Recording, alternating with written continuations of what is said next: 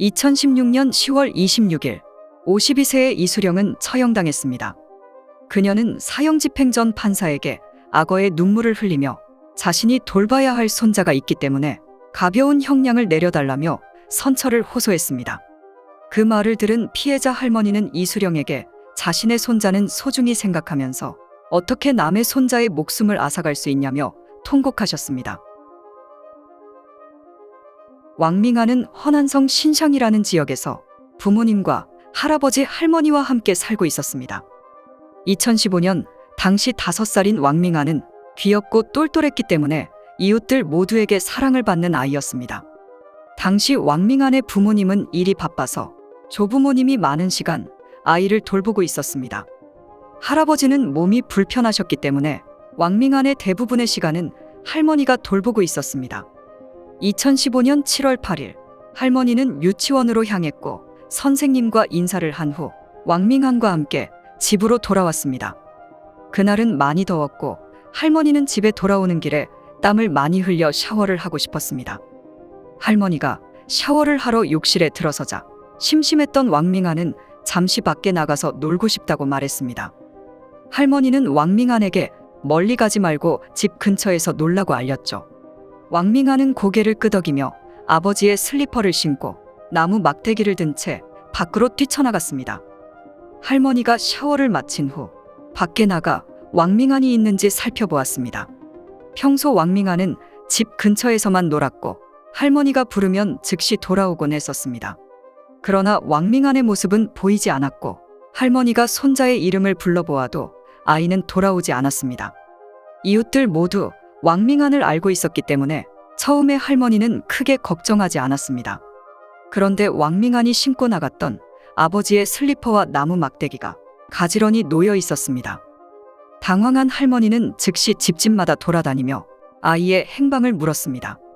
그러나 아이의 행방을 아는 사람은 아무도 없었습니다. 할머니는 아들과 며느리에게 전화를 걸어 이 사실을 알렸습니다. 날이 어두워졌지만 왕밍안은 돌아오지 않았고 결국 왕밍안의 가족은 경찰에 도움을 요청했습니다. 경찰은 왕밍안을 찾기 위해 마을 곳곳을 수색하고 탐문을 이어가게 됩니다. 그리고 이웃 중 한 남성이 의심스러운 표정으로 검은색 자동차가 매우 빠른 속도로 마을을 지나가는 것을 보았다고 알렸습니다. 그러나 그 차량은 왕밍안이 사라진 시간과 일치하지 않았습니다. 또한 마을 입구 CCTV를 확인했지만 수상한 차량은 발견되지 않았습니다. 또 다른 주민은 왕밍안이 오후 6시 4분에 골목에서 뛰어노는 것을 보았지만 4분 후인 6시 8분쯤 더 이상 보이지 않았다고 진술했습니다. 따라서 아이가 사라진 시간은 그 4분 사이였던 것으로 보았습니다. 또한 경찰은 여러 경험을 바탕으로 아이가 마을을 벗어나지 않았을 것으로 판단했습니다. 밤낮으로 수색을 이어갔지만 여전히 유용한 단서는 발견되지 않았습니다. 경찰은 아이가 사고를 당했을 것으로 추측하면서 이웃들 모두의 집을 조사하기 시작했습니다. 경찰이 이수령의 집을 방문했을 때 그녀는 침대 옆에서 손자에게 밥을 먹이고 있었습니다. 그런데 이수령의 모습은 다른 이웃들과 달랐습니다. 이수령은 경찰과 대면했을 때 침착하고 명확하게 답변을 이어나갔었죠. 이수령의 모습은 걱정하는 이웃들과 완전히 다른 모습이었습니다. 경찰은 왕밍안의 가족에게 이수령에 대해 묻기 시작했습니다. 그러자 왕밍안의 가족은 2년 전에 일어난 일을 떠올렸습니다. 당시 할머니가 왕밍안을 목욕시키고 있을 때 허벅지에서 멍을 발견했었습니다. 여기에 대해 할머니가 왕밍안에게 묻자 이수령이 꼬집었다고 말했었죠.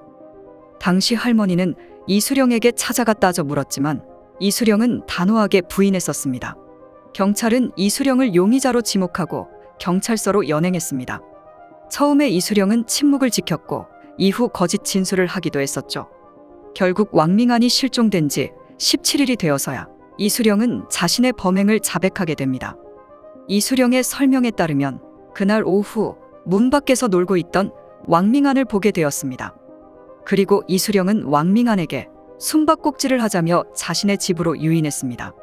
이수령에게는 왕밍안보다 2살 많은 손자가 있었고 그렇기 때문에 왕밍안은 종종 이수령의 집에 놀러 갔었습니다. 왕밍안이 이수령의 집 마당에 들어서자 형이 어디 있는지 물었고, 이때 이수령은 형이 지금 숨바꼭질을 하고 있다고 말했습니다. 이어 이수령은 자신과 병원놀이를 하자며 왕밍안을 침실로 유인했습니다. 그곳에서 결국 이수령은 왕밍안의 목숨을 앗아갔습니다.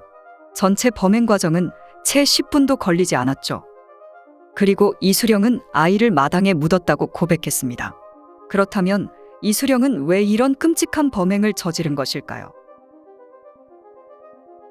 이수령과 왕밍안의 할머니는 20년 이상 된 가족 같은 이웃이었습니다. 이수령도 처음에 왕밍안을 사랑했지만 점차 미움으로 변해갔다고 말했습니다. 이수령의 손자는 뇌성 마비를 가지고 태어났습니다. 아이가 3살이 되었을 때 건강은 점점 악화되었고 세심한 주의가 필요했었죠. 왕밍안이 태어난 후 왕밍안은 이수령의 집에 가서 형과 함께 놀곤 했었습니다. 이때부터 이수령은 자신의 손자는 점점 허약해져 가는데 왕밍안이 건강하게 자라는 모습을 보고 질투하기 시작했습니다. 시간이 지날수록 왕밍안에 대한 미움은 점차 커져갔습니다.